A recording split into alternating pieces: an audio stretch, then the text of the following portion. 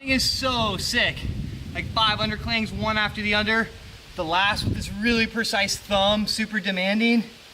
You get to a clip and you have to like really sort of cross under to do another cross. And in that final move, you grab this like really subtle crimp. And I'm bringing my right foot just super high up, same height as the hand, keeping the body close, trying not to get the hand stuck low in the pocket. Just enough space to get it out. Really, really amazing line.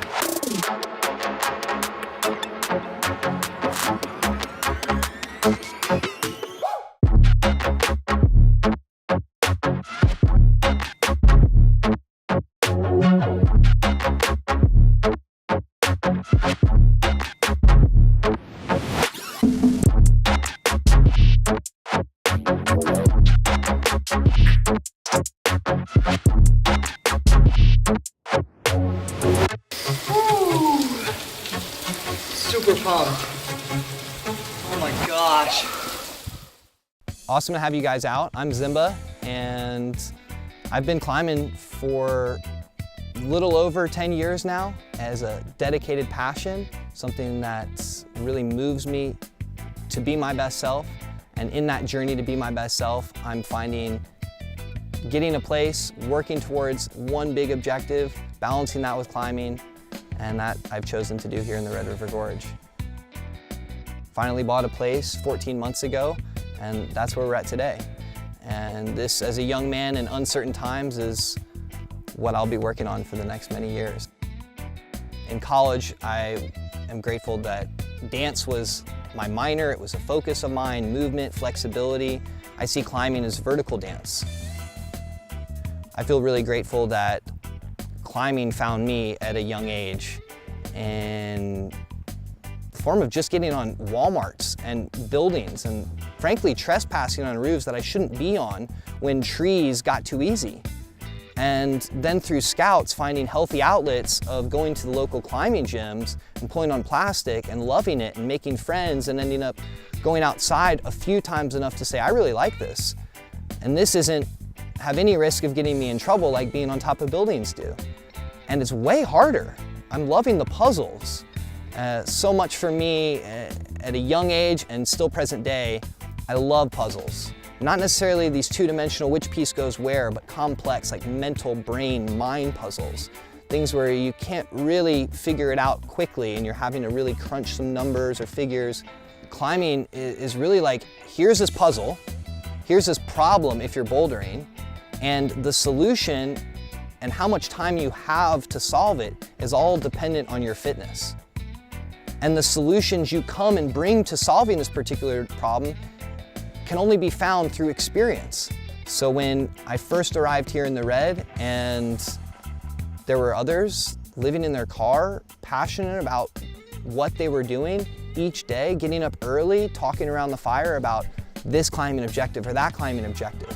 And you dare never speak the grade, right? You're just like mentioning the route name and then, oh wait, what was that? Mercy the Huff? Oh wait, what was that? You know, table of colors? Let me go look at the book. Oh my gosh, that's really hard. You know, you're like putting the grades together and slowly discovering the place and gaining admiration for the people that you're around, wanting to prove yourself and see what you're capable of, and then bringing that back around the fire and others being excited about that. Like, wait, you got on what today? Good work, man. You got it in one hang, like you're so close, you'll get it soon.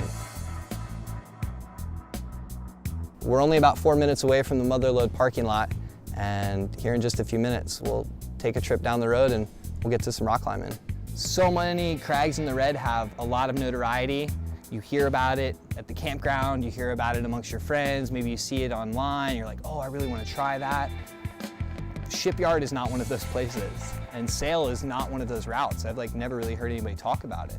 But Brennan gives it, again, 3 stars in his book, and as part of my goal to keep checking off these 3 stars, this 12B was on the list, but because it's only ever in the shade, I've had to wait all winter to get to it. And so it's like the first warmer day, you're able to get out to it a little bit. And then we're out here and it's like getting cold and getting screaming barfies and numbing on the holds. So for being a high humidity day, the friction ended up being pretty good.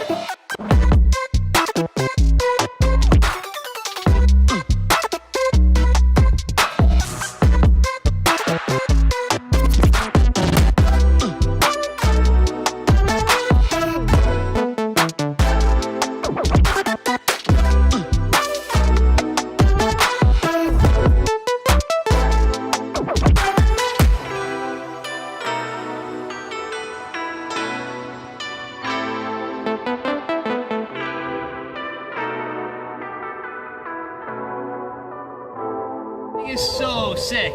Like 5 underclings, one after the under. The last with this really precise thumb, super demanding. You get to a clip and you have to like really sort of cross under to do another cross. And that final move, you grab this like really subtle crimp. And I'm bringing my right foot just super high up, same height as the hand, keeping the body close, trying not to get the hand stuck low in the pocket. Just enough space to get it out. Really, really amazing line. Come out to sail. Well, I'm so jazzed. That was awesome. Just getting off of sail here at Shipyard.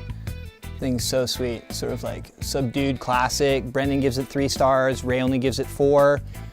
Wanted to get out here and try the thing out, never been out. A little rainy today, feeling like conditions weren't gonna be prime, especially with some of the holds getting a little bit of moisture from the top, more friction dependent.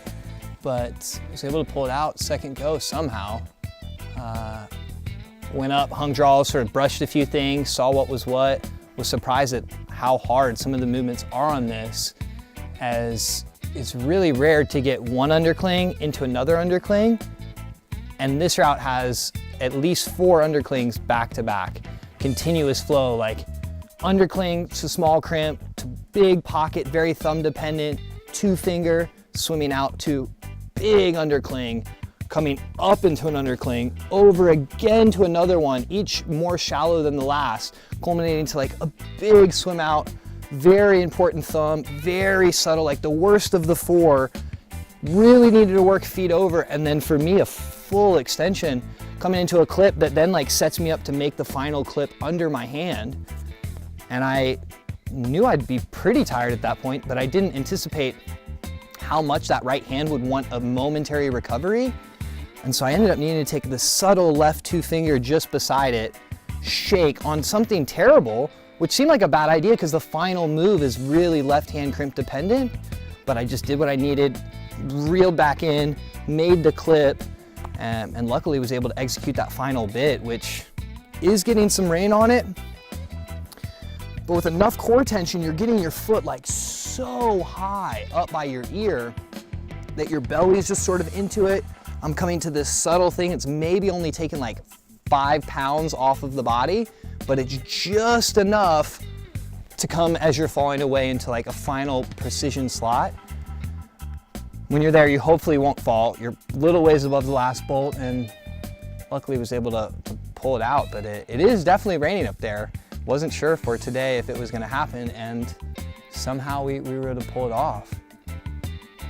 Very, very much a classic. I would give it 5 star, but I understand if Ray wants to keep it at 4.